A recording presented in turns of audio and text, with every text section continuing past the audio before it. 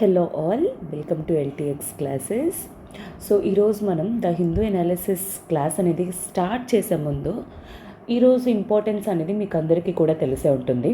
ఈరోజు అయోధ్యలోని రామ మందిరం అనేది ప్రాణ ప్రతిష్ఠ అనేది జరగబోతుంది. సో దానికి గాను అందరికీ కూడా నా శుభాకాంక్షలు. అండ్ అలానే మన ఎల్టీఎక్స్ క్లాసెస్ వాళ్ళు కూడా ఈ శుభాకాంక్షల్ని అందరితో షేర్ చేసుకోవాలి అని చెప్పి అయోధ్యలోని ఉన్న రామ్ మందిర్ కోసం అని చెప్పేసి special offer of the day అనేది ప్రొవైడ్ చేస్తున్నారు. అదే మీకేంటి అంటే ఇప్పుడు మీరు యూపీఎస్సీలోని ఏ సబ్జెక్ట్ అయినా సరే మీరు చూస్ చేసుకోవచ్చు. ఫర్ ఎగ్జాంపుల్ లైక్ హిస్టరీ కానీ, ఎకానమీ కానీ, జియోగ్రఫీ కానీ, పాలిటీ కానీ, అలా మీకు నచ్చిన కోర్సు మీరు ఒకటి చూస్ చేసుకోవచ్చు. అది కూడా కేవలం మీకు ఇప్పుడు అది ఎంతకు రాబోతుంది, 2999 రూపాయలకి మాత్రమే.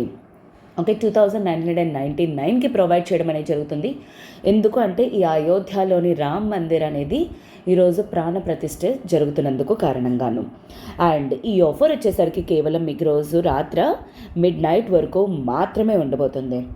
బట్ కోర్స్ తాలూకా వ్యాలిడిటీ వచ్చేసరికి మాత్రం మీకు లైఫ్ టైం వ్యాలిడిటీతో వస్తుంది. అంటే అర్థం ఏంటి? ఫర్ ఎగ్జాంపుల్ మీరు ఇప్పుడు పాలిటీలో జాయిన్ అయ్యారనుకోండి, మీరు యూపీఎస్సీ క్లియర్ చేసేంత వరకు కూడా మన క్లాసెస్కి అటెండ్ అవ్వచ్చు. మీ డౌట్స్ అనేవి కూడా మీరు క్లియర్ చేసుకోవచ్చు. అండ్ దీని రిలేటెడ్ మీకు ఇంకేమైనా కావాలి అనుకుంటే ఇన్ఫర్మేషన్ www.ltxclasses.comకి లాగిన్ అవ్వండి. మీకు ప్రతి ఒక్క ఈచ్ అండ్ ఎవ్రీథింగ్ ఇన్ఫర్మేషన్ అనేది అక్కడ ప్రొవైడ్ చేస్తాం. ఓకేనా? So welcome to LTX classes.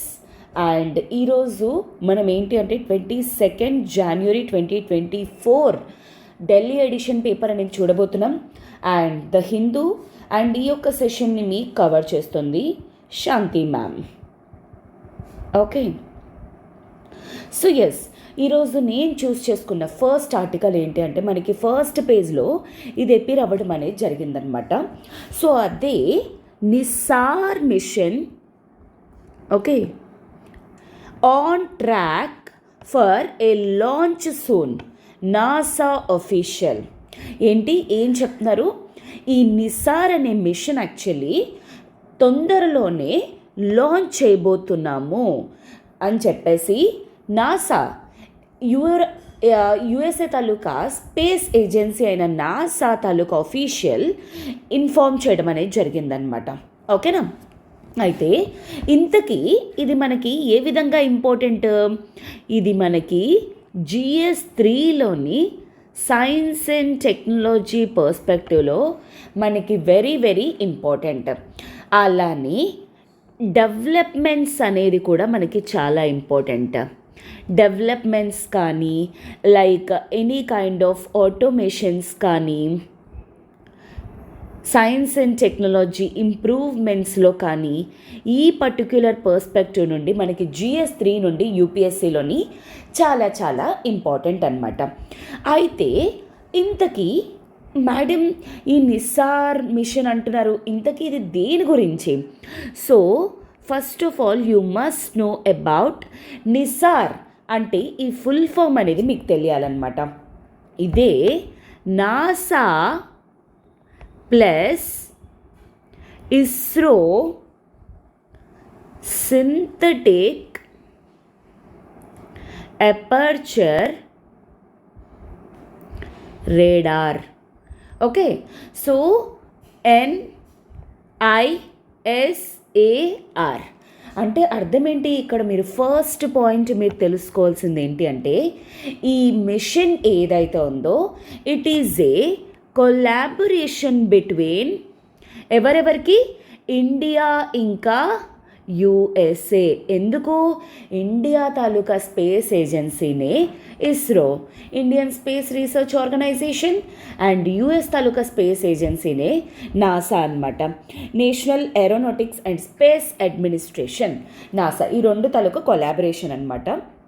అయితే ఇది ఇంతకీ దేనికోసం అసలు ఏంటి అంటే this is the first kind of radar అనమాట. దేనికోసం? టు అబ్జర్వ్ ది ఎర్త్ అనమాట.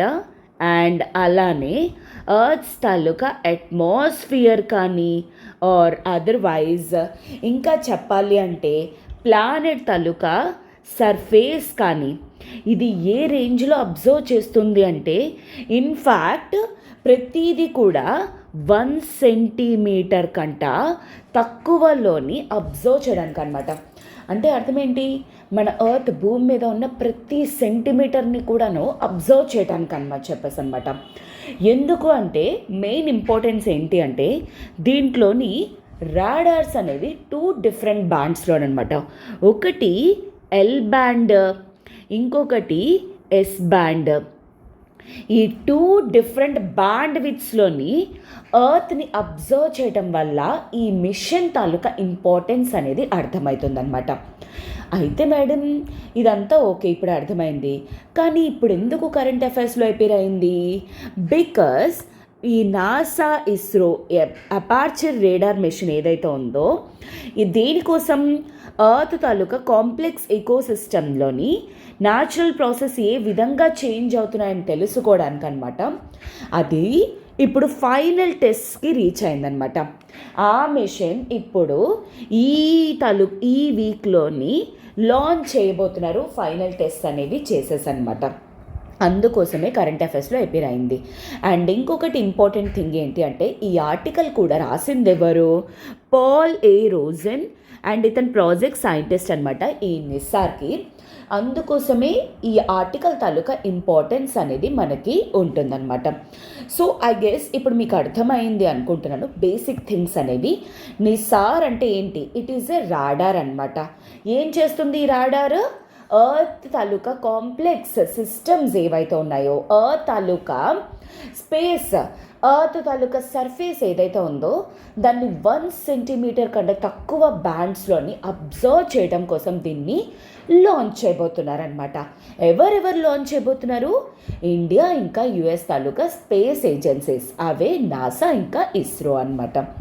అయితే రెండిటి కొలాబరేషన్ ఉందని చదువుకున్నాం కదా, మరి ఆ 2 కొలాబరేషన్స్లోని ఎవరెవరు ఏంటి చేస్తున్నారనేది కూడా మనం తెలుసుకోవాలి కదా. దిస్ ఈజ్ వాట్ నాసా వచ్చేసరికి చూసారా, ఏవైతే డార్క్లో ఉన్నాయో అవన్నీ కూడా నాసా కాంట్రిబ్యూట్ చేస్తుంది. ఫర్ ఎగ్జాంపుల్ జీపీఎస్ యాంటెనాస్ కానీ, అంటే లొకేషన్ కోసం అనమాట, స్పెసిఫిక్ లొకేషన్ ఎక్కడ లొకేట్ అయ్యి ఉంది ఏంటి అని తెలుసుకోవడానికి.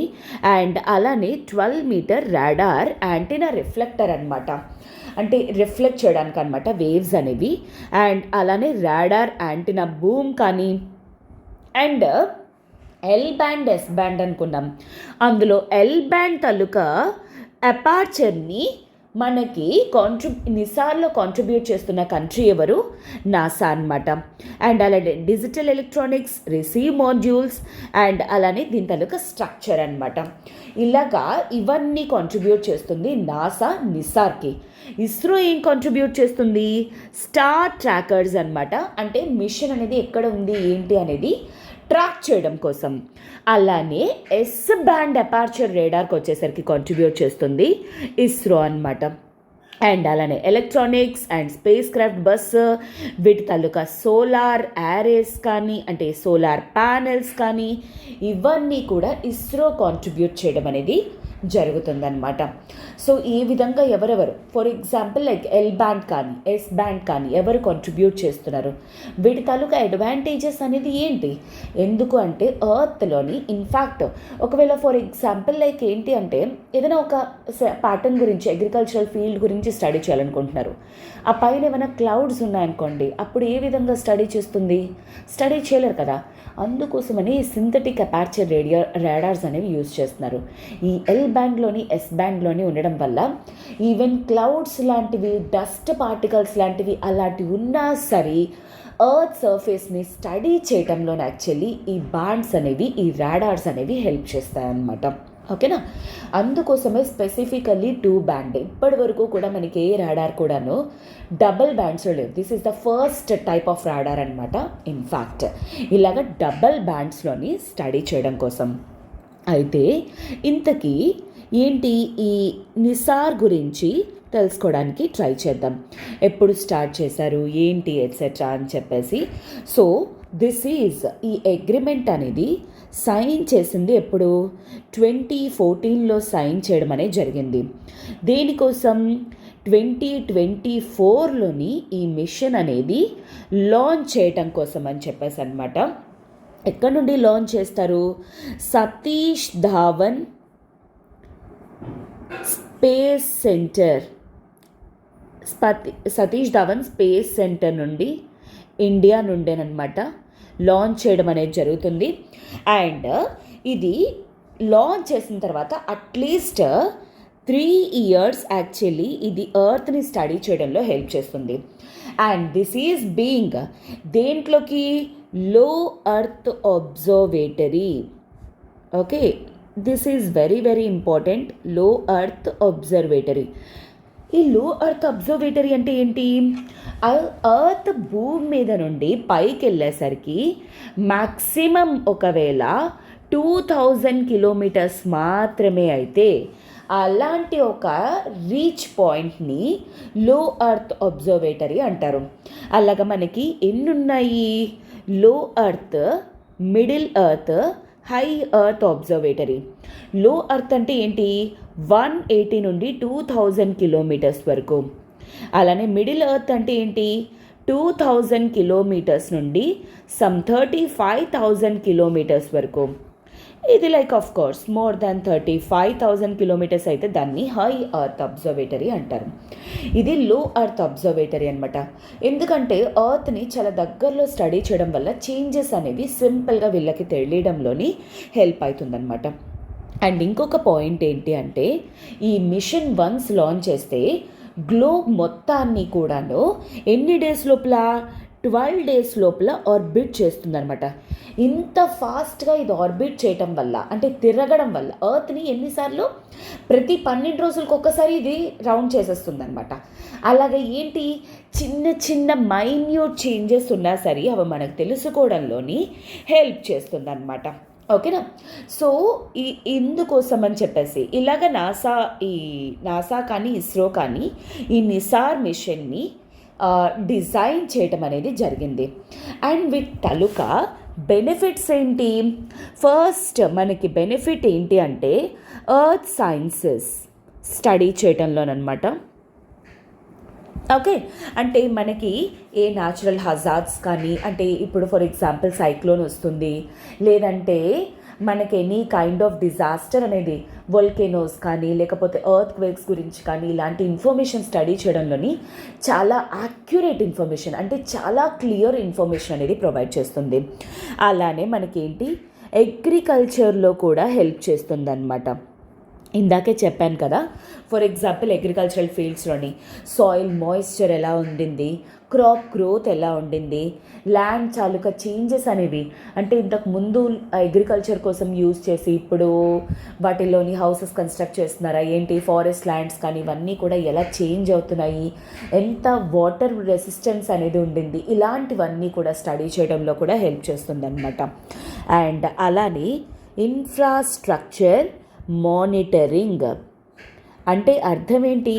ఫర్ ఎగ్జాంపుల్ లైక్ అంటే అర్బన్ ఏరియాస్లోని, అంటే సిటీస్లో కానీ టౌన్స్లో కానీ ఎన్ని పెద్ద పెద్ద ఫెసిలిటీస్ అనేవి ఉన్నాయి, ఎక్కడైనా ఆయిల్ స్పిల్ అనేది జరిగినా, ఎక్కడైనా ల్యాండ్ చేంజెస్ వచ్చినా, డీఫారెస్టేషన్ జరిగిన, రోడ్స్వి కానీ రైల్వేస్వి కానీ ఇలాంటి ఇన్ఫ్రాస్ట్రక్చర్ మానిటర్ చేయడంలో కూడా హెల్ప్ చేస్తుంది. అలానే climate change, this is where this mission is highly helpful అనమాట. అంటే ఏంటి? ఫర్ ఎగ్జాంపుల్ హిమాలయాస్లోని గ్లేసియర్స్ అనేవి మెల్ట్ అయిపోతున్నాయి అనుకోండి, అంటే ఐస్ అనమాట. ఎంత ఫాస్ట్గా ఇది మెల్ట్ అవుతుంది. లేదు అంటే అరేబియన్ సీలో కానీ బే ఆఫ్ బెంగాల్లోని సీ లెవెల్ అనేది ఎంత రైజ్ అవుతుంది అనేది తెలుసుకోవడంలో కానీ, కార్బన్ స్టోరేజ్ గురించి కానీ ఇలాంటి వాటిల్లోని స్టడీ చేయడంలోని ఈ యొక్క మిషన్ అనేది చాలా పర్ఫెక్ట్గా హెల్ప్ చేస్తుందన్నమాట. So this is about NISAR. And అదే మనకి ఈ ప్రాజెక్ట్ డైరెక్టర్ వచ్చేసరికి ఈ వీక్ ఇలా లాంచ్ చేయబోతున్నారు. ఆల్రెడీ దీని తాలూకా టెస్టింగ్స్ అనేవి జరిగాయి. సో ఈ ఫైనల్ టెస్ట్ అనేది చేసి సతీష్ ధావన్ స్పేస్ సెంటర్ ఇండియాలో ఉన్న సతీష్ ధావన్ స్పేస్ సెంటర్ నుండి దీన్ని లాంచ్ చేస్తాము అని చెప్పేసి కరెంట్ అఫైర్స్లో అపేర్ అవ్వడం అనేది జరిగింది. సో ఈ పర్టికులర్ కాంటెక్స్లో మన నిసార్ మిషన్ గురించి ఈచ్ అండ్ ఎవ్రీథింగ్ గురించి కూడా స్టడీ చేయడం అనేది జరిగింది. ఓకేనా? సో నెక్స్ట్ ఆర్టికల్కి మనం వెళ్ళబోయే ముందు ఒక చిన్న అనౌన్స్మెంట్ అనమాట. ఇప్పుడు మన ఎల్టీఎక్స్ క్లాసెస్ వాళ్ళు యూపీఎస్సీ ఇన్ఫైనిటీ అనేది లాంచ్ చేయడం అనేది జరిగింది. అయితే దీంట్లోని ఇప్పుడు మనకి డిఫరెంట్ ప్లాన్స్ అనేవి ఉన్నాయి. అయితే ఈచ్ అండ్ ఎవ్రీథింగ్ ఒక్కొక్క ప్లాన్ డిఫరెంట్గా ఉంటుంది. స్టార్టింగ్ ప్లాన్ వచ్చేసరికి మీకు ఇప్పుడు 2999కే స్టార్ట్ అవబోతుంది అనమాట. అంటే యూపీఎస్సీలో ఉన్న ఏ సబ్జెక్ట్ అయినా సరే సింగిల్ సబ్జెక్ట్ మీరు చూస్ చేసుకోవచ్చు. డిఫరెంట్ మాడ్యూల్స్ ఉన్నాయి. సో మీరు వన్స్ ఎల్టీఎక్స్ క్లాసెస్ యాప్ అనేది డౌన్లోడ్ చేసుకొని లాగిన్ చేయడానికి ట్రై చేయండి. మీకు మన ఎల్టీఎక్స్ క్లాసెస్లో ఎన్ని ఆఫర్స్ ఉన్నాయి, ఎలా అవుతున్నాయి, ఏంటి డెమో క్లాసెస్తో సహా మీకు ప్రొవైడ్ చేయడం అనేది జరుగుతుంది. సో ఆర్ అదర్వైజ్ www.ltxclasses.comకి కూడా మీరు లాగిన్ అవ్వచ్చు. ఆ వెబ్సైట్ కూడా మీరు ఎక్స్ప్లోర్ చేయొచ్చు అనమాట. అయితే వీటిలో ఉన్న డిఫరెంట్ కోర్సెస్ అనేవి మనకి ప్యాకేజెస్ లాగా ఉన్నాయన్నమాట. For example like UPSC GS foundation కానీ, సీసాట్ కానీ, NCERT foundation, UPSC current affairs, prelims test series, mains answer writing, APSC group 1 కానీ, గ్రూప్ 2 కానీ, టీఎస్పీఎస్సీ గ్రూప్ 1 కానీ, గ్రూప్ 2 కానీ, RBI grade B infinity, SSC infinity, bank infinity, RRB infinity, ఇవన్నీ కూడా different courses అనేవి మీకు ఉన్నాయి. సో ఇప్పుడు మీరు ఎల్టీఎక్స్ క్లాసెస్ యాప్ అనేది ఎక్స్ప్లోర్ చేయండి, మీకు ఈచ్ అండ్ ఎవ్రీథింగ్ తెలుస్తుంది. అండ్ అలానే ఇంకొక విషయం ఏంటి అంటే, ఫర్ ఎగ్జాంపుల్ మీరు యూపీఎస్సీ కరెంట్ అఫైర్స్లో జాయిన్ అవ్వాలనుకున్నారనుకోండి, మీకు శాంపిల్ క్లాసెస్ అనేవి కూడా ఉంటాయి. ఏ విధంగా మనకు కవర్ చేస్తున్నారు, ఏంటి, ఏ ఆర్టికల్స్ అనేది చూస్ చేసుకుంటున్నారు అనేది కూడా మీకు తెలుస్తుంది. అండ్ దీని రిలేటెడ్ మీకు ఏమైనా డౌట్స్ కానీ ఉన్నట్లయితే యూ కెన్ కాల్ 7893899553. ఈ నెంబర్ కాల్ చేసి మీ డౌట్స్ అనేవి క్లియర్ చేసుకొని త్వరగా జాయిన్ అయ్యే ప్రయత్నం అనేది చేయండి. ఓకేనా? So yes, we shall move to the next article. Next ఆర్టికల్కి మనకు వచ్చేసరికి ఏంటి అంటే, Sharmila accuses Andhra Pradesh CM Jagan of adapting double standards on special category status for Andhra Pradesh. Okay, so అయితే వైఎస్ షర్మిల గారు ఉన్నారు కదా, ఆవిడేంటి అంటే ఒక ప్రెస్ రిపోర్ట్ అనేది ఇవ్వడం జరిగిందనమాట. ఓపెన్గానే ఆంధ్రప్రదేశ్ సీఎం అయిన వైఎస్ జగన్మోహన్ రెడ్డి గారిని క్రిటిసైజ్ చేస్తున్నారనమాట. ఎందుకు ఇంతకు ముందేమోంచి ఆంధ్రప్రదేశ్కి స్పెషల్ కేటగిరీ స్టేటస్ కోసం అని చెప్పేసి మేము ఫైట్ చేస్తాము, తీసుకొస్తాము అని చెప్పేసి అన్నారు. ఇప్పుడేమోంచి దాని గురించి ఏం మాట్లాడట్లేదు, డిస్కస్ చేయట్లేదు అని చెప్పేసి. సో అయితే ఆ కాంటెక్స్లోని ఒక చిన్న బ్యాక్గ్రౌండ్ అనమాట. ఇది వచ్చేసరికి మనకి GS2 డెవలప్మెంట్లో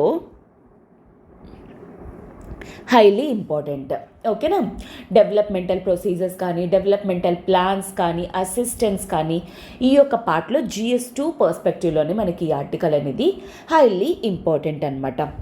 అయితే ఏం జరిగింది, వే బ్యాక్ మనకి ఏంటి అంటే తెలంగాణ అంటే మనకి ఏం జరిగింది, 1956 తర్వాత ఎప్పుడైతే స్టేట్స్ అనేవి డివైడ్ అయిపోయాయో ఆ టైంలోని మనకి ఆంధ్రప్రదేశ్ స్టేట్ అనేది ఫార్మ్ అవడం జరిగింది. ఈ ఆంధ్రప్రదేశ్ స్టేట్లోని ఎన్ని పార్ట్స్ ఉన్నాయి, ఒకటి కోస్టల్ ఆంధ్ర, ఇంకొకటి రాయలసీమ, లాస్ట్ వన్ వచ్చేసరికి తెలంగాణ. అయితే గవర్నమెంట్స్ మారుతున్నాయి, చేంజ్ అవుతుంది. అయితే చాలా వరకు కూడా డెవలప్మెంట్ అంతా కూడా కోస్తా ఆంధ్రాలోనే ఉండిపోయింది, లేదా రాయలసీమలోనే జరుగుతుంది తప్ప తెలంగాణలోని జరగటం లేదు. తెలంగాణకి దక్కాల్సిన న్యాయం అనేది దక్కటం లేదు, జరగట్లేదు అని చెప్పేసి తెలంగాణ వాళ్ళు ఏంటంటే వాళ్ళకు ఒక సెపరేట్ స్టేట్ అనేది ఫామ్ చేయాలి అని చెప్పేసి వాళ్ళు ఫైట్ చేయడం అనేది స్టార్ట్ చేశారనమాట. జాబ్స్ కోసమని, గవర్నమెంట్ జాబ్స్ కోసమని, ప్రాజెక్ట్స్ కోసము, డెవలప్మెంట్ కోసం ఇలాగ ఫైట్ చేశారు. సో ఫైనల్లీ ఏం జరిగింది, 2014లోనమాట తెలంగాణ అనేది సెపరేట్ స్టేట్ కింద చేంజ్ అవ్వడం జరిగిందనమాట. దేని ద్వారా, through Andhra Pradesh reorganisation act of 2014 ఈ యొక్క పార్లమెంట్ యాక్ట్ ద్వారా తెలంగాణ ఆంధ్రప్రదేశ్ స్టేట్ నుండి సెపరేట్ స్టేట్ కింద ఫార్మ్ అవ్వటం అనేది జరిగిందనమాట. సో ఈ పర్టికులర్ యాక్ట్లో ఏమని మెన్షన్ చేసింది, ఆంధ్రప్రదేశ్కి స్పెషల్ కేటగిరీ స్టేటస్ అనేది ప్రొవైడ్ చేస్తాము అని మెన్షన్ చేసి ఉందన్నమాట.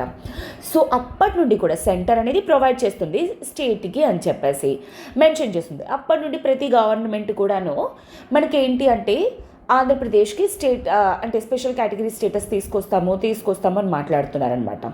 2019లోని ఆంధ్రప్రదేశ్లోని ఎలక్షన్స్ అనేవి జరిగాయి అనమాట. ఆ టైంలోని వచ్చిన చీఫ్ మినిస్టరే గవర్నమెంటే వైఎస్ఆర్సీపీ పార్టీ అనమాట. అదే వైఎస్ జగన్మోహన్ రెడ్డి గారు రూల్ చేస్తున్న గవర్నమెంట్ అనమాట. సో ఆల్మోస్ట్ వచ్చి 5 years అయింది. బట్ స్టిల్ ఇప్పటికీ కూడా దాని గురించి ఎటువంటి ఎటువంటి టాపిక్ అనేది రైజ్ చేయటం లేదు, మాట్లాడట్లేదు అని చెప్పేసి వైఎస్ షర్మిల గారు జగన్మోహన్ రెడ్డి గారిని క్రిటిసైజ్ చేయడం అనేది జరిగింది. సో ఈ పర్టికులర్ పర్స్పెక్టివ్లో మనకేంటి అంటే ఇంతకీ ఈ స్పెషల్ కేటగిరీ స్టేటస్ అంటే ఏంటి, దీనివల్ల లాభాలేంటి, ప్రయోజనాలేంటి అనేది తెలుసుకోవడానికి ట్రై చేద్దామన్నమాట.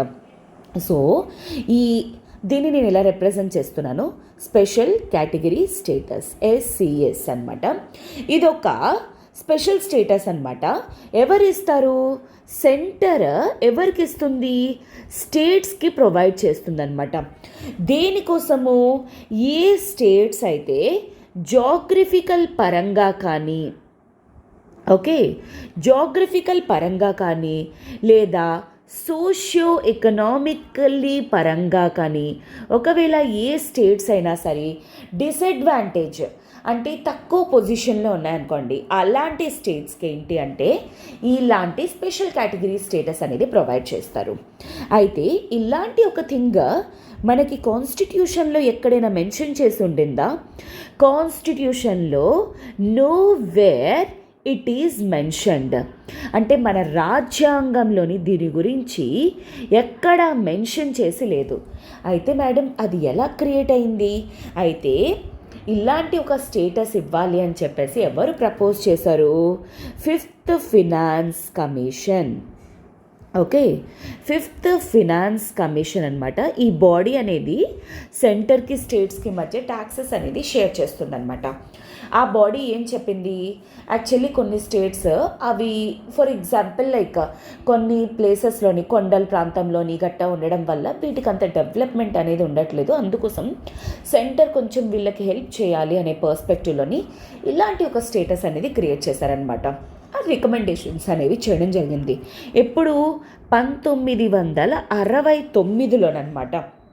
ఆ తర్వాత అలా వీళ్ళు రికమెండ్ చేసిన తర్వాత సెంటర్ ఒప్పుకున్న తర్వాత ఫస్ట్ ఆ కేటగిరీ అనేది ఇచ్చింది ఎవరికి, జమ్మూ అండ్ కాశ్మీర్కి, నాగాల్యాండ్కి అండ్ అలానే అస్సాంకి 1969లోనే ఇమ్మీడియట్లీ సెంటర్ యాక్సెప్ట్ చేసి ఇవ్వడం అనేది జరిగిందనమాట. ఆ తర్వాత హిమాచల్ ప్రదేశ్కి అండ్ అలానే మణిపూర్, మేఘాలయ, ఉత్తరాఖండ్ ఇలా హిమాలయన్ స్టేట్స్ కానీ నార్త్ ఈస్ట్ స్టేట్స్ కానీ అందరికీ కూడా ప్రొవైడ్ చేయడం అనేది జరిగిందనమాట. అయితే ఏం జరిగింది తర్వాత, ఇలాంటి ఒక స్టేటస్ అనేది ఇవ్వడం వల్ల ఏం జరుగుతుంది, అలాగ ప్రతి ఒక్కరూ కూడాను ఒక్కసారి ఓపెన్ చేయగానే ప్రతి ఒక్క స్టేట్ కూడా మాకు కావాలి, మేము ఈ పొజిషన్లో ఉన్నాము అని చెప్పేసి వాళ్ళు ఏవో ఒక లూప్ హోల్స్ అనేవి వెతుక్కుంటూనే ఉంటున్నారనమాట.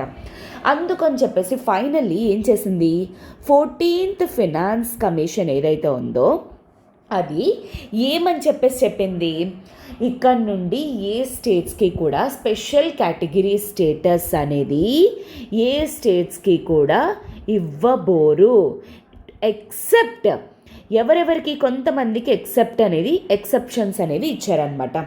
అదే వచ్చేసరికి నార్త్ ఈస్టర్న్ స్టేట్స్ అన్నిటికీను అండ్ అలానే 3 హిమాలయన్ స్టేట్స్. ఓకే, అయితే మేడం ఈ 3 హిమాలయన్ స్టేట్స్ అనేవి ఏంటేంటి, so for example your Himachal Pradesh కానీ, ఉత్తరాఖండ్ కానీ, ఓకే, అలానే మనకి అక్కడ ఉన్న చుట్టుపక్కల ఏరియాస్కి కానీ ప్రొవైడ్ చేయడానికి అని చెప్పేసి ఒప్పుకున్నారనమాట 14th ఫినాన్స్ కమిషన్. కాకపోతే మనకేంటి 2014లోని ఎప్పుడైతే స్టేట్స్ అనేవి డివైడ్ చేశారో అలాంటప్పుడు మనకి ఇస్తాము అని చెప్పేసి ప్రొవైడ్ చేయడం అనేది జరిగిందనమాట. ఆంధ్రప్రదేశ్కి కూడా ఇస్తాము స్పెషల్ కేటగిరీ స్టేటస్ అని చెప్పేసి చెప్పడం అనేది జరిగిందనమాట. ఇన్ఫ్యాక్ట్ తెలంగాణకి కూడా ప్రొవైడ్ చేయడం అనేది జరిగిందనమాట. Even though it is not a Himalayan state, ఎందుకంటే అది కొత్తగా ఫార్మ్ అయిన స్టేట్ కాబట్టి ప్రొవైడ్ చేస్తామని చెప్పేసి డిస్కస్ చేయడం అనేది జరిగిందనమాట. అయితే ఇంతకీ ఏ స్టేట్స్కి అసలు అంటే ఈ నార్త్ ఈస్టర్న్ స్టేట్స్ అని లేకపోతే హిమాలయన్ స్టేట్స్ అని చెప్పేసి అన్నారు కదా, ఏ బేసిస్ ప్రకారన్నా ఏ పారామీటర్స్ అనే బేస్ చేసుకొని ఒక స్టేట్కి కేటగిరీ అనేది ఇవ్వాలా వద్దా అనేది ఎలా డిసైడ్ అవుతారు? First of all hilly terrain అనేది ఆ స్టేట్కి ఉండాలన్నమాట. ఫర్ ఎగ్జాంపుల్ అస్సాం చూడండి, మేఘాలయ చూడండి, అక్కడ హిల్లీ ఏరియాస్ అనేవి ఉంటాయన్నమాట. అలానే లో పాపులేషన్ డెన్సిటీ అనేది ఉండాలి. డెన్సిటీ అంటే ఏంటి? Persons living per square kilometre. ఒక స్క్వేర్ కిలోమీటర్లోని ఎంతమంది ఉంటున్నారా అనేదాన్నే పాపులేషన్ డెన్సిటీ అంటారు.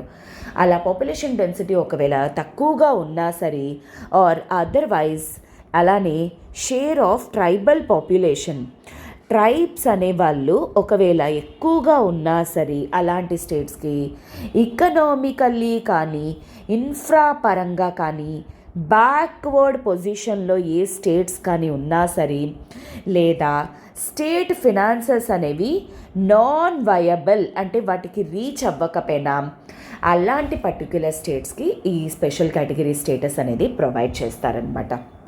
అయితే మేడం ఇంతకీ స్పెషల్ కేటగిరీ స్టేటస్ అంటే చెప్పారు, అదంతా ఓకే. బెనిఫిట్స్ ఏంటి మేడం అంటే ఎందుకు ఇస్తున్నారు అసలు? ఎందుకు ఒక్కొక్క స్టేట్ అడుగుతున్నారు అసలు? మెయిన్ వచ్చేసరికి ఏంటి అంటే ఏ స్టేట్కి అయితే ఇలాంటి స్టేటస్ ఉంటుందో అలాంటి స్టేట్స్కి సెంట్రలీ స్పాన్సర్డ్ స్కీమ్స్ ఏవైతే ఉంటాయో వాటిల్లోని 90% ఫండింగ్ అనేది ఎక్కడి నుండి వస్తుంది? సెంటరే ప్రొవైడ్ చేస్తుందన్నమాట.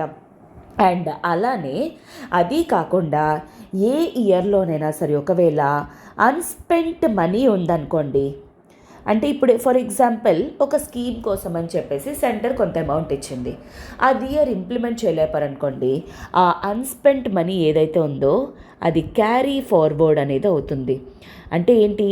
నెక్స్ట్ ఇయర్కి దాన్ని ఉపయోగించుకోవచ్చు అనమాట. అండ్ అలానే 30% ఆఫ్ సెంటర్ తాలూకా గ్రాస్ బడ్జెట్ ఏదైతే ఉందో అంటే టోటల్ సెంటర్ తాలూకా బడ్జెట్లోని 30% అనేది ఎవరికి వెళ్తుంది? ఈ స్పెషల్ కేటగిరీ స్టేటస్ వాళ్ళకి ప్రొవైడ్ చేస్తారనమాట. సో ఇవన్నీ బెనిఫిట్స్ అనేవి స్టేట్స్కి ఉంటాయి కాబట్టి ఎస్పెషల్లీ ఎకనామికలీ బ్యాక్వర్డ్ ఉంటారు కదా. ఇప్పుడు ఫర్ ఎగ్జాంపుల్ తమిళనాడు కానీ లేదా మహారాష్ట్ర కానీ ఢిల్లీ కానీ అక్కడ ఇన్వెస్ట్మెంట్స్ అనేవి వద్దు వద్దు వద్దు వద్దు అన్న వచ్చేస్తూ ఉంటాయి అన్నమాట. కానీ కొన్ని స్టేట్స్ ఉంటాయి, ఇప్పుడు ఎవరైనా సరే ఫర్ ఎగ్జాంపుల్ మనమే ఉన్నామనుకోండి, ఏ అస్సాంలోనో ఏ అరుణాచల్ ప్రదేశ్లోనే వెళ్ళి ఒక షాప్ ఓపెన్ చేయమంటే చేస్తామేంటి? చెయ్యం కదా. సో అందుకోసమే అలాంటి స్టేట్స్కి ఇలాంటి ఆఫర్స్ అనేవి ప్రొవైడ్ చేస్తారనమాట. అలాంటి స్టేట్స్కి ఈ కేటగిరీ అనేది కూడా ప్రొవైడ్ చేస్తారనమాట. ఓకేనా? I hope this is clear for you. Special category status అంటే ఏంటి, ఎందుకోసం షర్మిల గారు వైఎస్ జగన్మోహన్ రెడ్డి గారిని క్రిటిసైజ్ చేశారు అనే విషయం అనేది మీకు క్లియర్గా అర్థమైంది అని చెప్పేసి అనుకుంటున్నాను. నెక్స్ట్ ఆర్టికల్ మనకు వచ్చేసరికి ఏంటి అంటే back sliding. So back sliding అంటే ఫస్ట్ ఆఫ్ ఆల్ ఏంటి? వెను తిరగటం కానీ ఆర్ ఇచ్చిన మాట అంటే బ్యాక్ చేసుకోవడం కానీ అలాగా వాటిల్నే బ్యాక్ స్లైడింగ్ అని చెప్పేసి అంటారనమాట. అయితే ఇంతకీ ఈ ఆర్టికల్ దీని గురించి మాట్లాడుతుంది. Curbs on financing of civil society bodies denote eroding civil liberties. ఇక్కడ ఫస్ట్ ఆఫ్ ఆల్ ఇది దేంట్లోకి వస్తుంది మనకి? ఈ ఆర్టికల్ వచ్చేసరికి GS2 పర్స్పెక్టివ్లోని ఫారిన్ ఫండింగ్లోని మనకి వెరీ వెరీ ఇంపార్టెంట్ అన్నమాట. అయితే GS2 పర్స్పెక్టివ్లోని. అయితే ఇంతకీ ఈ ఆర్టికల్లోని కొన్ని పదాలు అనేవి యూజ్ చేశారు, అవి ముందు తెలుసుకోవడానికి ట్రై చేద్దాం. కర్బ్స్ అంటే అర్థం ఏంటి అంటే రెస్ట్రిక్షన్స్ అనేవి అన్నమాట. రెస్ట్రిక్షన్స్ని పెట్టడాన్ని కర్బ్స్ అంటారు. Financing of civil society bodies అంటే ఏంటి, ప్రజల తాలూకా బాడీస్ని సివిల్ సొసైటీ బాడీస్ అంటారు. డినోట్ ఇరోడింగ్ సివిల్ లిబర్టీస్ అంటే ఏంటి, ప్రజా స్వేచ్ఛ. ఓకే, సో ప్రజా స్వేచ్ఛని సివిల్ లిబర్టీస్ అని చెప్పేసి అంటారనమాట.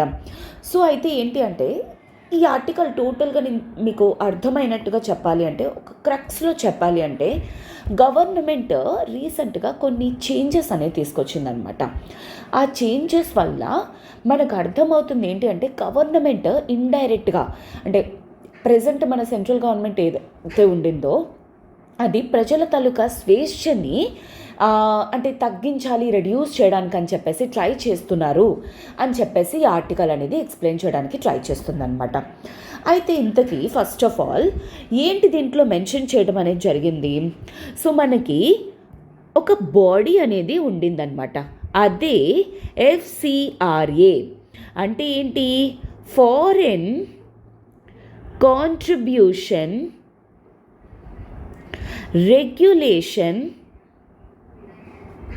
Act of 1976. ఈ FCRA అనేది ఫారిన్ కాంట్రిబ్యూషన్ అనమాట. అంటే అర్థం ఏంటి, ఇండియాలో ఉన్న బాడీస్కి ఎవరికైనా సరే ఫారెన్ నుండి ఒకవేళ కాంట్రిబ్యూషన్స్ అంటే డొనేషన్స్ అనేవి ఎవరెవరైతే తెచ్చుకుంటున్నారో వాటి రిలేటెడ్ రెగ్యులేషన్స్ అనమాట. అంటే వాటిల్ని కంట్రోల్ చేయడానికి అని చెప్పేసి అర్థం అన్నమాట. ఇది ఎప్పుడు పాస్ చేశారు పార్లమెంట్, 1976లో పాస్ చేసిందనమాట. అయితే ఇది మినిస్ట్రీ ఆఫ్ హోమ్ అఫైర్స్ కంట్రోల్లోకి వస్తుందన్నమాట. మేడం ఎందుకు ఇది హోమ్ అఫైర్స్ కంట్రోల్లోకి వస్తుంది మేడం? వై? బికాస్ మనకి ఇండియాలోని డిఫరెంట్ NGO బాడీస్ అనేవి ఉన్నాయి, అలానే సివిల్ సొసైటీ ఆర్గనైజేషన్స్ అనేవి ఉన్నాయి. ఇవన్నీ కూడా ఎలా వర్క్ చేస్తాయి, ఫండింగ్ ఫ్రమ్ ద పబ్లిక్. అంటే ఎవరైతే ప్రజలు ఎవరైనా ఫండ్ చేశారనుకోండి, చూడండి ఫర్ ఎగ్జాంపుల్ మనం చాలా వరకు అనాథాశ్రమాలకు కానీ పిల్లల వాళ్ళకి కానీ మనకి ఎంత తోచితే అంత అనమాట, అంత మనం ఇవ్వడానికి ట్రై చేస్తాం. డొనేషన్స్, చారిటీ అనేది చేస్తాం.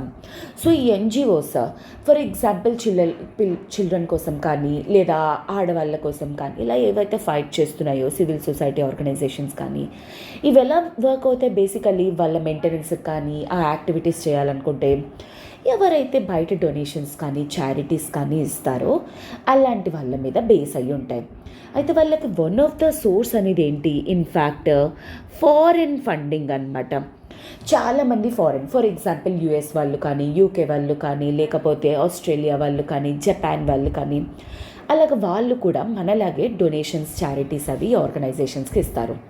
అయితే చాలామంది కొన్ని NGO ఆర్గనైజేషన్స్ కానీ కొన్ని సివిల్ సొసైటీ ఆర్గనైజేషన్స్ ఉన్నాయి. అవి ఏం చేస్తున్నాయి, ఈ ఫారెన్ ఫండింగ్ని ఇండియాలోని ఎలా యూజ్ చేస్తున్నారు, ఇండియాలోని ఇంటర్నల్ సెక్యూరిటీ అంటే అర్థం ఏంటి, టెర్రరిస్ట్ ఆర్గనైజేషన్స్కి కానీ టెర్రర్ ఆపరేషన్స్ కానీ అలాగా కొంతమంది యూజ్ చేస్తున్నారనమాట. సో అందుకోసం అని చెప్పేసి గవర్నమెంట్ ఆఫ్ ఇండియా ఏం చేసింది, ఎవరైతే ఫారినర్స్ అనేవాళ్ళు ఇలాంటి NGO ఆర్గనైజేషన్స్కి కానీ సివిల్ సొసైటీ బాడీస్ కానీ ఎవరైతే చారిటీ డొనేషన్స్ అనేవి ఇస్తారో అలాంటి వాళ్ళని రెగ్యులేట్ చేయడానికి కోసం అన్నమాట. రెగ్యులేషన్ అంటే అర్థం ఏంటి, కంట్రోల్ చేయడానికి. దేన్ని కంట్రోల్ చేస్తారు, వాళ్ళ యాక్టివిటీస్ని అనమాట.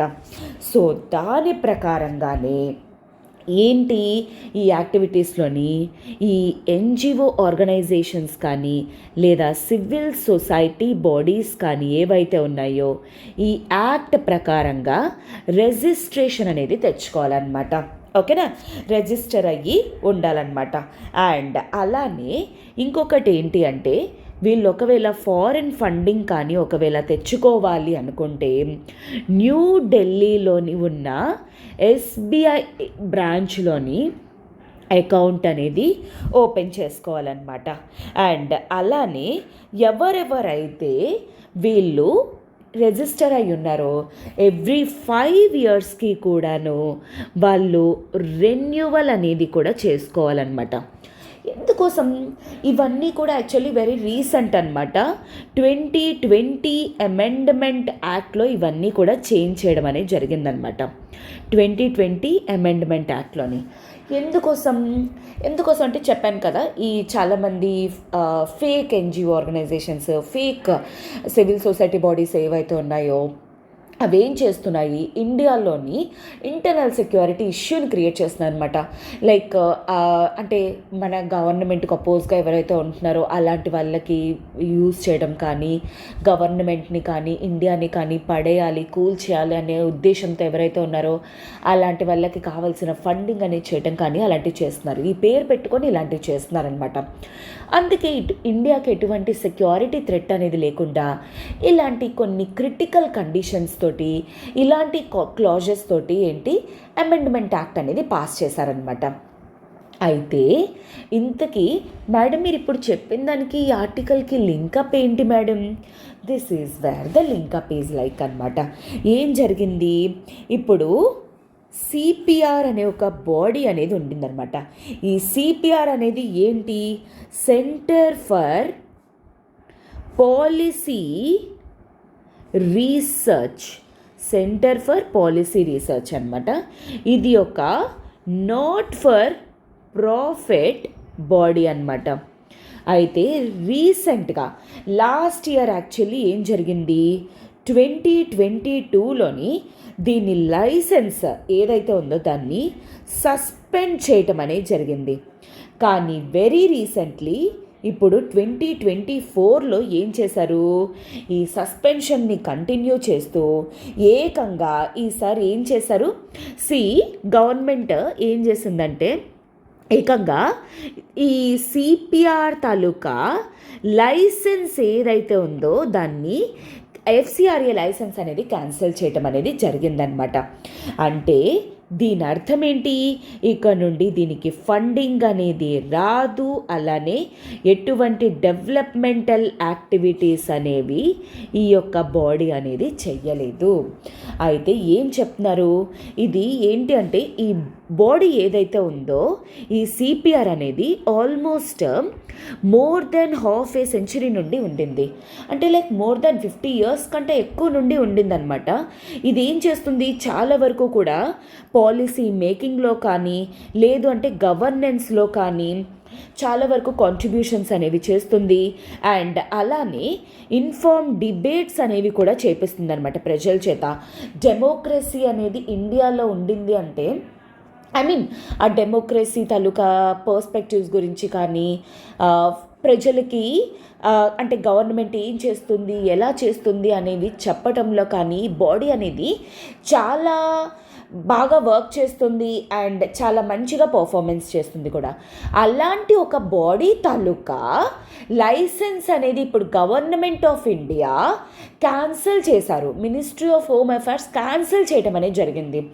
సో ఇలా క్యాన్సిల్ చేయడం వల్ల మనం ఏం అర్థం చేసుకోవాలి, ఇంతకీ ఏం చేస్తున్నారు, దిస్ షోస్ దట్ ఏంటి అంటే ఇండియా సివిల్ లిబర్టీస్కి ఎటువంటి ఛాన్సెస్ అనేవి ఇవ్వటం లేదు.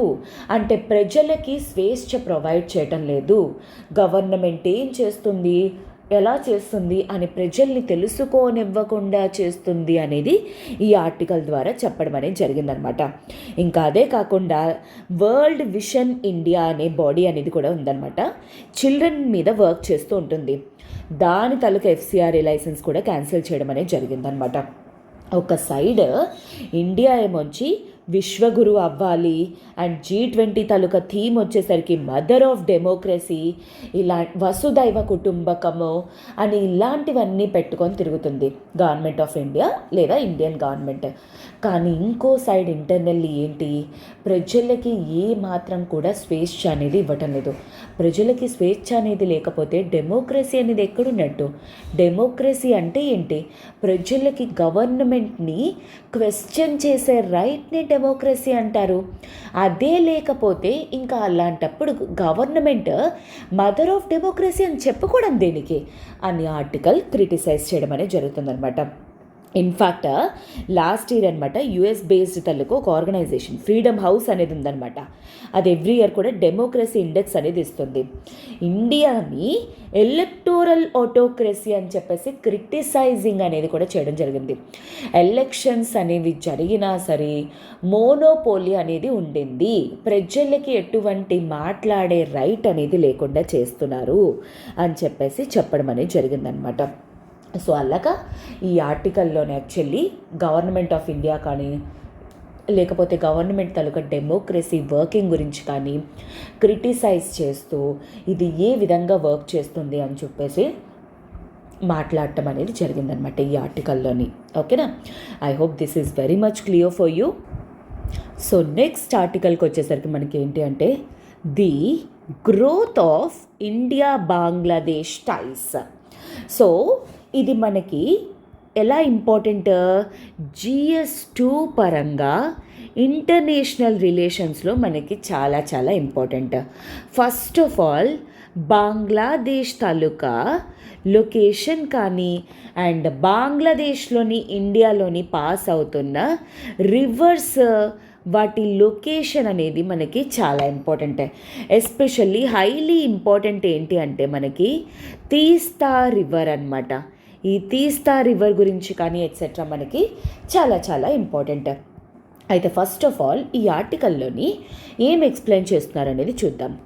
అయితే ఎందుకు ఫస్ట్ ఆఫ్ ఆల్ సడన్గా బంగ్లాదేశ్ ఇండియా రిలేషన్స్ గురించి పేపర్లో రావడానికి గల మెయిన్ ఇంపార్టెంట్ థింగ్ ఏంటి?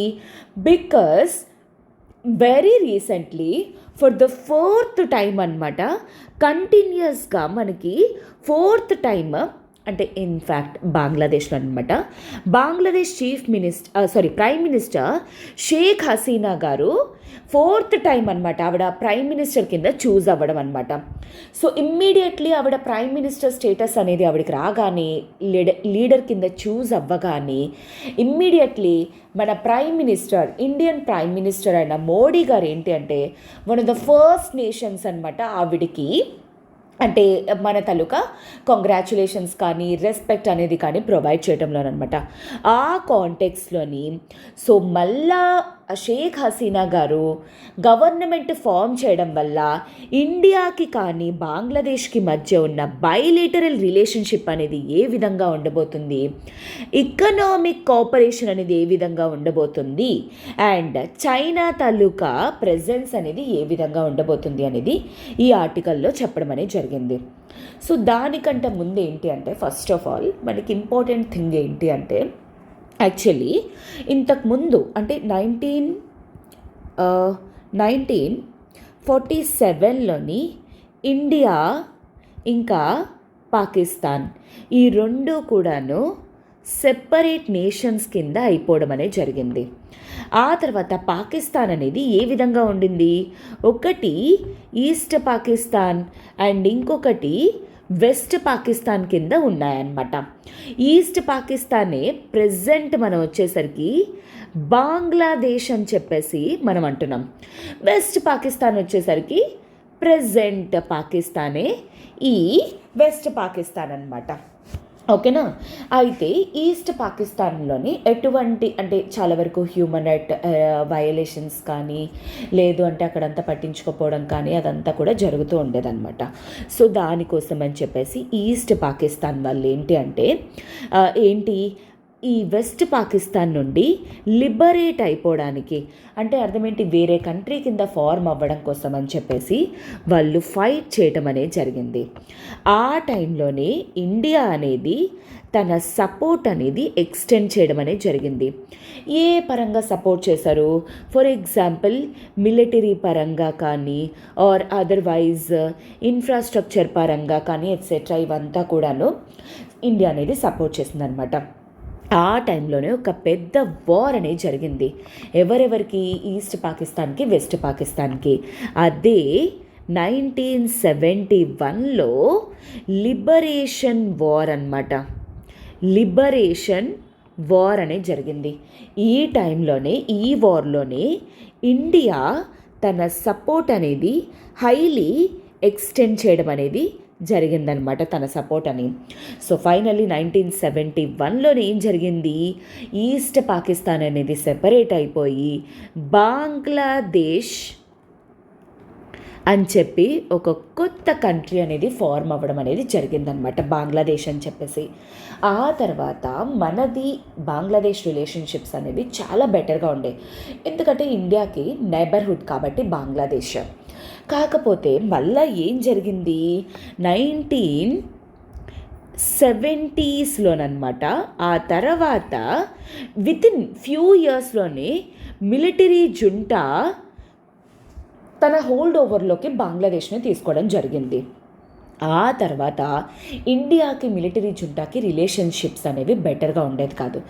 మళ్ళీ ఎప్పుడు ఆల్మోస్ట్ టిల్ 1996 వరకు కూడాను bitter relations or sour relations, అంటే రిలేషన్స్ అనేవి మంచిగా లేదు అనమాట. ఆ తర్వాత మళ్ళా 1996లోని ఎప్పుడైతే ఈ అవామీ లీగ్, అంటే ఈ షేక్ హసీనా వాళ్ళ గవర్నమెంట్ అనేది మళ్ళా అక్కడ ఫార్మ్ అయిందో, అప్పుడు ఇండియా ఇంకా బంగ్లాదేశ్ తాలూకా రిలేషన్షిప్స్ అనేవి బెటర్ అవ్వటం అనేది జరిగిందనమాట. ఓకేనా? అప్పటి నుండి కూడా డిఫరెంట్ అంటే అగ్రిమెంట్స్ అనేవి చేసుకోవడం కానీ, ఆర్ అదర్వైజ్ ఇద్దరు ట్రేడ్ రిలేషన్స్ కానీ, ఎకనామిక్ రిలేషన్స్ కానీ అవన్నీ కూడా పెంచుకోవడం అనేది జరిగిందనమాట. యాజ్ ఆఫ్ నౌ నిజం చెప్పాలి అంటే ఈ ట్రేడ్ రిలేషన్స్ అనేవి ఇండియాకి ఇంకా బంగ్లాదేశ్కి చాలా బెటర్గా ఉండడం అనేది జరిగింది. ఎందుకు అంటే బంగ్లాదేశ్ ఏదైతే ఉందో, బంగ్లాదేశ్ అనేది ఇండియాకి లార్జెస్ట్ ట్రేడింగ్ పార్ట్నర్ అన్నమాట. లార్జెస్ట్ ట్రేడింగ్ పార్ట్నర్ ఎక్కడ? ఇన్ సౌత్ ఏషియాలోని one of the largest trading partners అనమాట బంగ్లాదేశ్ వచ్చేసరికి. ఆల్మోస్ట్ వాళ్ళకి మనకి మధ్య ప్రెజెంట్ $US సమ్ 18 బిలియన్స్ అనేది ట్రేడ్ అనేది ఉండడం అనేది జరిగిందనమాట. అండ్ అలానే ఇండియాకి బంగ్లాదేశ్కి మధ్య 6 బార్డర్ హాత్స్ అనేవి కూడా ఉన్నాయన్నమాట. మేడం, బార్డర్ హాత్స్ అంటే అర్థం ఏంటి అంటే ట్రేడ్ సెంటర్లు. ఎక్కడ? బౌండరీస్ దగ్గర. ఇండియాకి బంగ్లాదేశ్కి ఎక్కడైతే బౌండరీ అనేది ఉందో అక్కడ ట్రేడ్ సెంటర్స్ అనేవి కూడా స్టార్ట్ చేయడం అనేది జరిగిందనమాట. అండ్ అలానే ఇన్ఫ్యాక్ట్ బంగ్లాదేశ్కి కూడా ఇండియా అనేది సెకండ్ లార్జెస్ట్ ట్రేడింగ్ పార్ట్నర్ అనమాట. ఆల్మోస్ట్ వాళ్ళవి కూడా మనకి చాలా వరకు కూడా ఎక్స్పోర్ట్స్ రావడం అనేది జరుగుతుంది ఇండియాకి. అండ్ అలానే ఇమ్మీడియట్లీ 1996 తర్వాత అవామీ లీగ్ గవర్నమెంట్ అనేది రాగానే ఇండియాకిను అండ్ బంగ్లాదేశ్కి మధ్య ఈ వాటర్ అగ్రిమెంట్స్ ఏవైతే ఉన్నాయో, వాటర్ ట్రీటీస్ ఏవైతే ఉన్నాయో అవి కూడా షేర్ అవ్వటం అనేది జరిగింది. దాంట్లో ఒకటి ఏంటి అంటే మెయిన్ వచ్చేసరికి గ్యాంజీస్ వాటర్ ట్రీటీ అనమాట. గ్యాంజీస్ అంటే రివర్ గంగాది, గ్యాంజీస్ రివర్ వాటర్ ట్రీటీ కానీ, అలానే తీస్తా రివర్ డిస్ప్యూట్ కానీ, తీస్తా రివర్ వాటర్ అనమాట. అయితే ప్రెజెంట్ దీని గురించి డిస్కషన్స్ అనేవి స్టిల్ ఇంకా ఉండడం అనేది జరిగిందనమాట. అండ్ అలానే ఇన్ఫ్యాక్ట్ ఇండియాకి బంగ్లాదేశ్కి మధ్య రిలేషన్స్ అనేవి బెటర్ అవ్వడం కోసం అని చెప్పేసి కుషియారా ప్యాక్ట్ అనేది కూడా సైన్ చేసుకోవడం అనేది జరిగింది. ఈ కుషియారా ప్యాక్ట్ అనేది ఏంటి అంటే అటు అస్సాంలో కానీ ఇండియాలోని ఉన్న అస్సాం కానీ సిల్హెట్ రీజియన్కి కానీ వీళ్ళిద్దరికీ కూడా వాటర్ షేరింగ్ అనేది ప్రాపర్గా ఉండడం కోసం అని చెప్పేసి ఈ కుషియారా ప్యాక్ట్ అనేది కూడా సైన్ చేసుకోవడం అనేది జరిగింది. అండ్ వెరీ రీసెంట్లీ అంటే లాస్ట్ 1-2 ఇయర్స్లోనమాట అగర్తలా ఇంకా అఖౌరా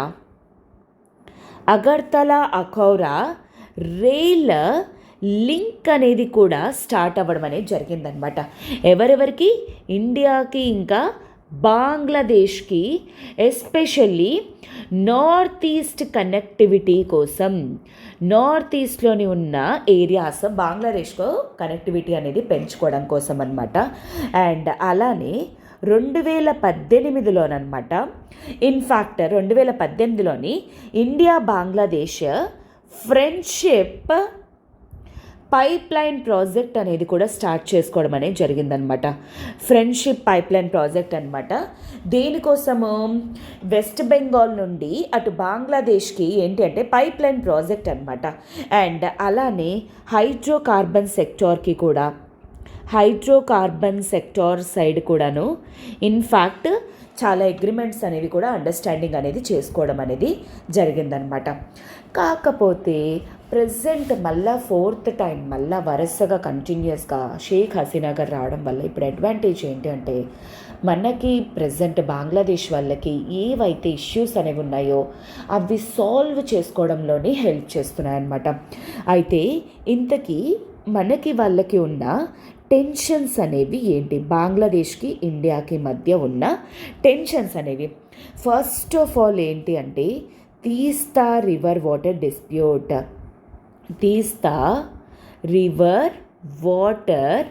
డిస్ప్యూట్. ఈ డిస్ప్యూట్ అనేది ఇప్పటికీ కూడా కంటిన్యూ అవుతూనే ఉందన్నమాట.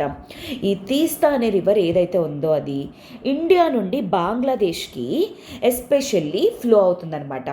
అయితే ఇండియాలోని ఆల్మోస్ట్ చాలా వరకు కూడా మనకి మేజర్ సోర్స్ అనమాట వెస్ట్ బెంగాల్లోని ఈ రివర్ మీద సోర్స్ అవుతూ ఉన్నారు. అండ్ అలానే ఈ వాటర్స్ అనేవి బంగ్లాదేశ్ వాళ్ళకి కూడా వాళ్ళు అగ్రికల్చర్ పండించుకోవడంలో కూడా చాలా ఇంపార్టెంట్ అనమాట. ఆ కాంటెక్స్లోని ఏంటి అంటే మనం వాడితే వాటర్ అక్కడికి రీచ్ అవ్వదు. వాళ్ళు వాడడం కోసం మనం వదిలేసామంటే మనకి వాటర్ అనేది అవ్వదు. ఇప్పటికొచ్చి ఇంకా ఈ మనకి బంగ్లాదేశ్కి మధ్య ఏ విధంగా ఈ వాటర్స్ అనేవి షేర్ చేసుకోవాలి అనేది ఇప్పటికీ కూడా ఏంటి ఎటువంటి అగ్రిమెంట్ అనేది లేదు. దానికోసం స్టిల్ ఇండియాకి బంగ్లాదేశ్కి మధ్య ఇష్యూస్ అనేవి జరుగుతున్నాయి.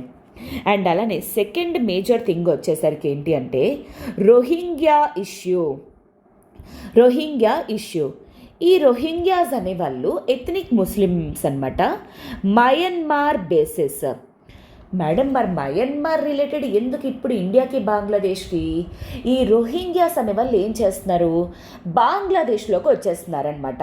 సో దానివల్ల వాళ్ళకి ఇన్ఫ్రాస్ట్రక్చరల్ ఇష్యూస్ అనేవి వచ్చేస్తున్నాయి అనమాట. అందుకోసం అని చెప్పేసి కంటిన్యూస్లీ బంగ్లాదేశ్ వాళ్ళు ఇండియాకి స్ట్రెస్ చేస్తున్నారు. ఇండియాకి మయన్మార్కి బెటర్ రిలేషన్షిప్స్ అనేవి ఉన్నాయి కదా, సో అందుకు రోహింగ్యాస్ని తిరిగి బ్యాక్కి పంపించమని. కానీ ప్రజెంట్ ఉన్న గవర్నమెంట్ తోటి ప్రజెంట్ ఉన్న జుంటా వాళ్ళతోటి మనకి మంచి రిలేషన్షిప్స్ అనేవి ఉన్నాయి మయన్మార్ తోటి. అందుకని మనం అటు బంగ్లాదేశ్కి ఇటు మయన్మార్కి ఏ విధంగా ఏంటి చెప్పలేకపోతున్నాం. దానివల్ల బంగ్లాదేశ్ ఇండియాని శత్రువులాగా చూస్తుందన్నమాట ప్రజెంట్ వచ్చేసరికి. అండ్ అలానే థర్డ్ వన్ వచ్చేసరికి నేషనల్ రిజిస్టర్ ఆఫ్ సిటిజన్స్. అస్సాంలోని ఎన్ఆర్సీ అనేది తయారు చేస్తున్నారనమాట. సో దానివల్ల ఒకవేళ ఫైనలైజ్ చేసి తయారు చేస్తే చాలా వరకు కూడాను బంగ్లాదేశ్ వాళ్ళు ఇల్లీగల్గా ఇండియాలోకి ఎంటర్ అవ్వడం జరిగింది. వాళ్ళందరినీ కూడా తిరిగి బ్యాక్కి పంపించడం అనేది జరుగుతుందనమాట. అది ఒకటి బిగ్గెస్ట్ ఇష్యూ కింద మారింది. సో ఇప్పుడు అదే కరెంట్ అఫైర్స్లో అయిపోయిందనమాట. ఇప్పుడు ఇలాగన్నీ జరగడం వల్ల ఇంకా బెటర్ రిలేషన్స్ ట్రేడ్లో ఎస్టాబ్లిష్ అవుతుంది. తీస్తా రివర్ వాటర్ గురించి ఈసారైనా సరే అగ్రిమెంట్ ఫైనలైజ్ అవుతుంది. రోహింగ్యా ఇష్యూ అనేది సాల్వ్ అవుతుంది. ఈ ఇల్లీగల్ మైగ్రెంట్స్ తాలూకా ఇష్యూస్ అనేవి సాల్వ్ అవుతాయి అని చెప్పేసి ఎక్స్పెక్ట్ చేస్తున్నారు. అండ్ ఎస్పెషల్లీ చైనా ఏంటి అంటే తన బెల్ట్ అండ్ రోడ్ ఇనిషియేటివ్ ద్వారాను మయన్మార్ అంటే బంగ్లాదేశ్లోని ఎక్కువగా ఇన్వెస్ట్మెంట్స్ అనేవి చేస్తుందన్నమాట. సో అందుకే దాన్ని మనం ఆపాలి అంటే ఇండియా తాలూకా రిలేషన్షిప్స్ అనేవి బెటర్గా చేయించడం అనేది వెరీ వెరీ ఇంపార్టెంట్ అనమాట. ఆ కాంటెక్స్లోని ఈ ఆర్టికల్ అనేది అపియర్ అవ్వటం అనేది జరిగింది. ఓకేనా? ఐ హోప్ ఎందుకు ఇది అపియర్ అయింది, ఏంటి, మన రిలేషన్షిప్స్ అనేవి ఎప్పుడు స్టార్ట్ అయింది, ఎప్పుడు తగ్గిపోయాయి, మళ్ళీ ఎప్పుడు పెరిగాయి, ఇప్పుడు ఏం జరగబోతుంది అని చెప్పేసి మీకు ప్రతి ఒక్కటి కూడా క్లియర్గా అర్థమైందని చెప్పేసి ఎక్స్పెక్ట్ చేస్తాం. సో నెక్స్ట్ ఆర్టికల్ మనం చూసే ముందు ఒక చిన్న అనౌన్స్మెంట్. ఇప్పుడు మన ఎల్టీఎక్స్ క్లాసెస్ వాళ్ళు ఈరోజు అయోధ్యలోని ఉన్న రామ్ మందిరంలోని ఏంటి అంటే ప్రాణ ప్రతిష్ఠ అనేది చేయబోతున్నారు. సో దానికోసం అని చెప్పేసి అందరికీ కూడా శుభాకాంక్షలు తెలుపుతూ అయోధ్య రామ్ మందిర్ తాలూకా special offer of the day అనేది ఇప్పుడు మన ఎల్టీఎక్స్ క్లాసెస్ వాళ్ళు ప్రొవైడ్ చేయడం జరుగుతుందన్నమాట. ఇదే ఏంటి అంటే మీరు ఇప్పుడు యూపీఎస్సీలో ఉన్న ఏ సింగిల్ సబ్జెక్ట్ అయినా సరే మీరు చూస్ చేసుకోవచ్చు అనమాట.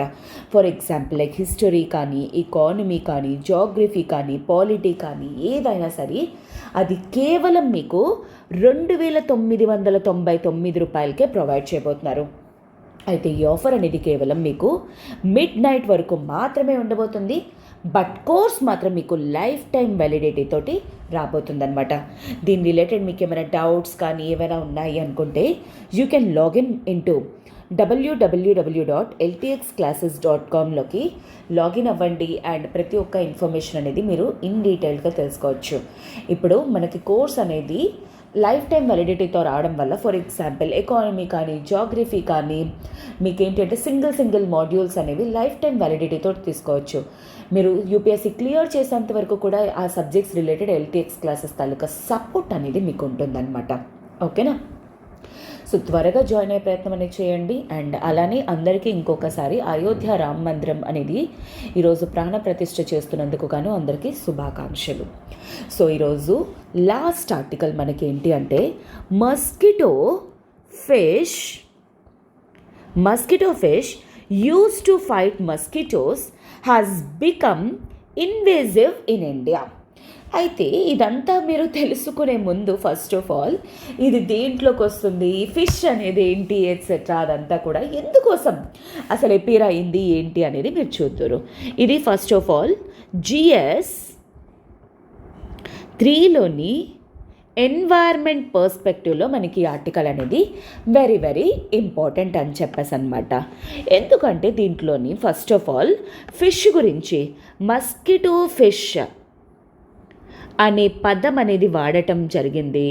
అండ్ అలానే ఏలియన్ స్పీషీస్ అని అండ్ దట్టు ఇన్వేజివ్ స్పీషీస్ అని చెప్పేసి 2 పదాలు అనేవి వాడటం జరిగింది. అయితే ఇన్వేజివ్ ఏలియన్ అంటే ఏంటి? ఏలియన్ అంటే అర్థం ఏంటంటే ఏది అయితే నేటివ్ కాదో అలాంటి ఒక స్పీషీస్ని ఏలియన్ అంటారు. ఫర్ ఎగ్జాంపుల్ లైక్ ఏంటి అంటే నేను ఇండియాకి సంబంధించిన అమ్మాయిని, నేను ఫారెన్లోకి వెళ్ళాను అనుకోండి, నన్ను ఎలా చూస్తారు? ఏలియన్ లాగా. అంటే మన దేశానికి చెందని ఒక అమ్మాయి, అలాగే మన ల్యాండ్కి చెందని ఒక స్పీషీస్, ఒక జాతిని ఏలియన్ అంటారు. ఇన్వేజివ్ అంటే ఏంటి అంటే ఏ స్పీషీస్, ఏ జాతి అయితే ఏ నేటివ్ జాతి స్పీషీస్ని అంతం చేసేందుకు ట్రై చేస్తుందో అలాంటి ఒక స్పీషీస్ని ఇన్వేజివ్ అంటారనమాట. ఫర్ ఎగ్జాంపుల్ లైక్ ఏంటి అంటే ఇక్కడ 2 ఏరియాస్ అనేవి ఉన్నాయి, ఏబి అనే ఏరియాస్. ఏబిలోని XY అనేది ఒకటి ఉంది, బిలోని ఏబి అనే స్పీషీస్ అనేది ఉంది. XY తీసుకొచ్చి నేను ఏం చేశాను, బి అనే ఏరియాలోని ఇప్పుడు ఇంట్రడ్యూస్ చేశాను. ఈ XY అనేది ఏం చేస్తుంది, ఏబిని చంపేస్తుంది, అంతం చేసేసి XY అనేది డామినేట్ అనేది అయిపోతుంది. దీన్నే ఏలియన్ ఇన్వేజివ్ స్పీషీస్ అని చెప్పేసి అంటారనమాట. నేటివ్ జాతికి చెందని ఒక స్పీషీస్ వచ్చి నేటివ్ ఏరియాలో ఉన్న స్పీషీస్ అన్నిటినీ కూడా అంతం చేస్తుందంటే అర్థం ఏంటి?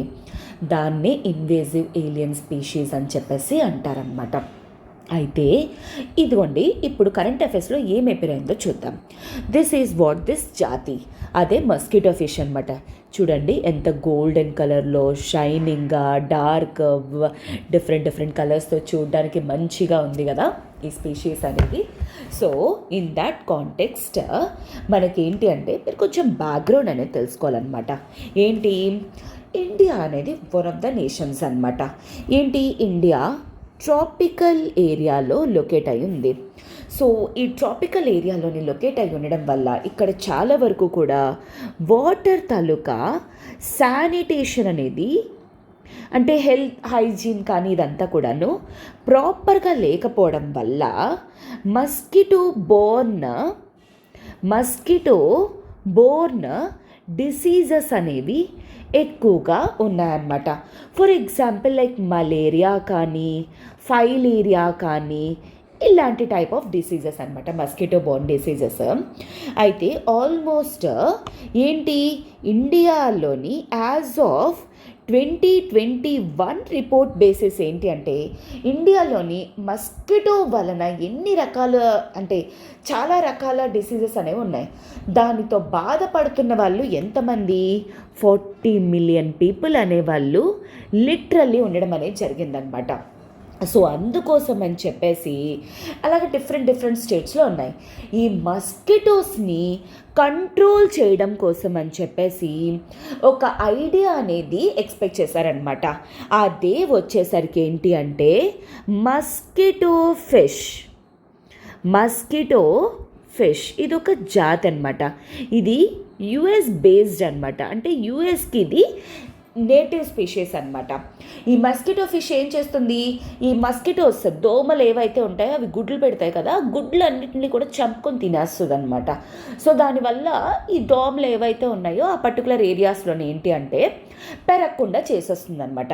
అయితే ప్రజెంట్ వచ్చేసరికి ఏంటి అంటే మస్కిటో ఫిష్ని ఎందుకు తీసుకోవాలనుకుంటున్నారంటే యాక్చువల్లీ మస్కిటో లార్వాని చంపడం కోసం డిఫరెంట్ కెమికల్ పెస్టిసైడ్స్ కానీ లేదు అంటే కెమికల్ ఎలిమెంట్స్ కానీ యూజ్ చేయడం వల్ల అటు ప్రజలకి కానీ ఇటు ఎన్వైర్న్మెంట్కి కానీ చాలా ప్రాబ్లమ్స్ అనేవి ఫేస్ అవుతున్నాయి అన్నమాట. అందుకోసం అని చెప్పేసి ఆ ఎన్వైర్మెంటల్ లాసెస్ ఏవి ఉండకూడదు అని చెప్పేసి ఇండియాలోని కూడాను ఫర్ ఎగ్జాంపుల్ ఆంధ్రాలో కానీ ఒడిశాలోని కానీ పంజాబ్ హర్యానా ఏరియాస్లో కానీ ఈ మస్కిటో ఫిష్ అనేది ఇండియాలోని ఇంట్రడ్యూస్ అనేది చేయడం జరిగిందనమాట. ఓకే, ఎక్కడెక్కడ ఆంధ్రప్రదేశ్ ఒడిశా పంజాబ్ హర్యానా ఏరియాస్లోనమాట. సో అయితే ఇది ఎప్పుడు ఆల్మోస్ట్ ఇండియాలోని 1928లోనే రెడ్యూస్ చేశారు. ఆ తర్వాత మళ్ళీ రెడ్యూస్ అయిపోయింది. ఆ తర్వాత ఇండియాకి ఇండిపెండెన్స్ వచ్చిన 1960స్లోని మళ్ళీ చాలా ర్యాపిడ్గా, అంటే ఏంటి చాలా ఫాస్ట్గా వీటిని ఇంట్రడ్యూస్ చేయడానికి ట్రై చేశారనమాట.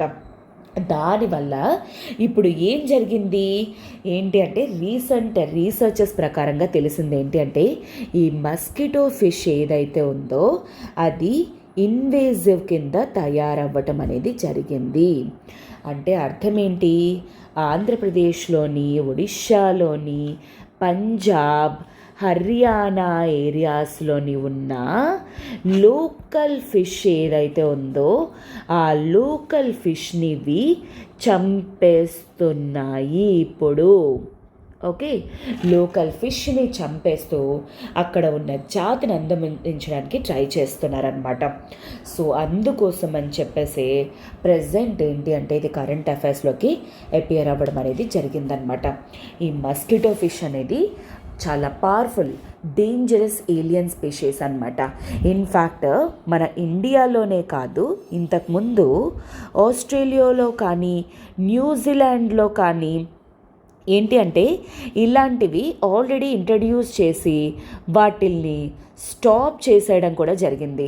అయినా సరే స్టిల్ ఇప్పుడు ఇండియాలోని ప్రాక్టీసెస్ అనేవి కంటిన్యూయేషన్ అనేది చెయ్యటం వల్ల లోకల్ ఎన్వైర్మెంట్ అనేది డిటీరియోరేట్ అయిపోతుంది.